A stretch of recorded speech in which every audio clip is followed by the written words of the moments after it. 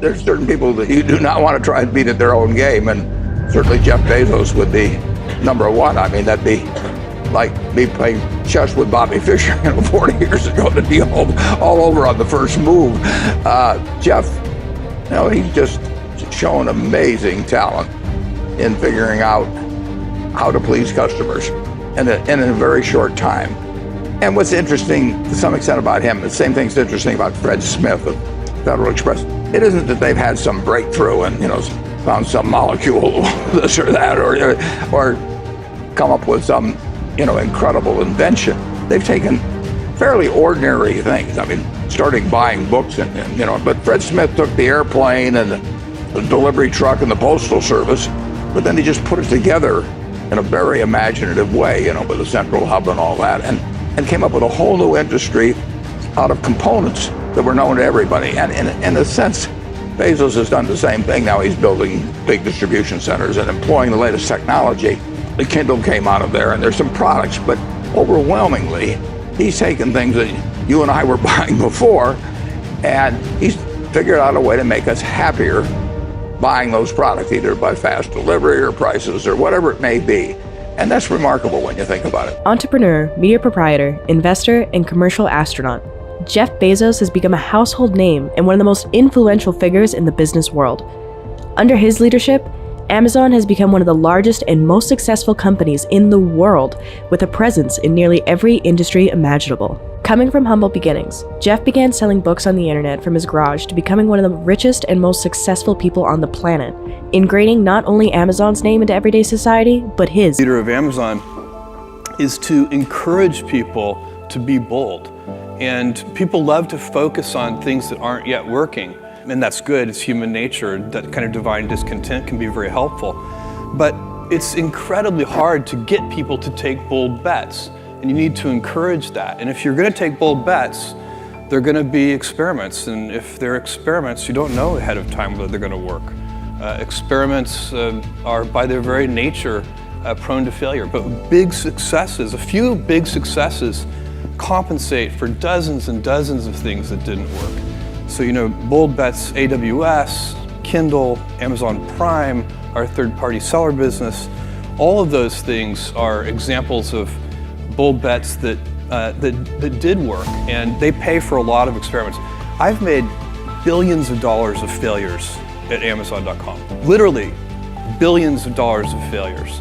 But they don't matter. What really matters is companies that don't continue to experiment, companies that don't embrace failure, they eventually get in a desperate position where the only thing they can do is make a kind of Hail Mary bet at the very end of their corporate existence. Whereas companies that are making bets all along, even big bets, but not bet the company bets. I don't believe in bet the company bets. That's when you're desperate. That's the last thing you can do. You don't choose your passions choose you. How they are formed, you're never completely sure, but I do think you get imprinted somehow early on with certain things. You just get excited about them, and because you're excited, you pay more attention, and they grow. Being an inventor requires, because the world is so complicated, you have to be a domain expert. I mean, in a way, even if you're not at the beginning, you have to learn enough so that you become a domain expert. But the danger is once you become a domain expert, you can be trapped by that knowledge. And so inventors have this paradoxical ability to have that 10,000 hours of practice and be a real domain expert and have that beginner's mind. Have that look at it freshly even though they know so much about the domain. And that's the key to inventing. You have to have both. And I think that is intentional. I think all of us have that inside of us and we can all do it, but you have to be intentional about it. You have to say, yeah, I am going to become an expert and I'm going to keep my beginner's mind. Well, long-term thinking is a lever. It lets you do things that you could not do or couldn't even conceive of doing if you were thinking short-term. If I collaborated with somebody here in this audience and I said, look, I want you to solve world hunger and I want you to do it in 5 years, you would properly reject the opportunity. You would say, look, it's not possible, it's not practical. But if I said, look, I want you to solve world hunger in 100 years, that's a job you'd take because it's a much more addressable problem. You can first create the conditions. You have time to create the conditions where then you can solve the problem. And so that's a very important way of thinking, and it works with everything. I mean, you have to back up and find the right time horizon for what you're trying to do, but at Amazon, we probably do most of our things we expect to get some results in sort of 5, 6, 7, 8 years. But we find a lot of our other companies that compete against us in various ways, they're often trying to get things done in 2 or 3 years.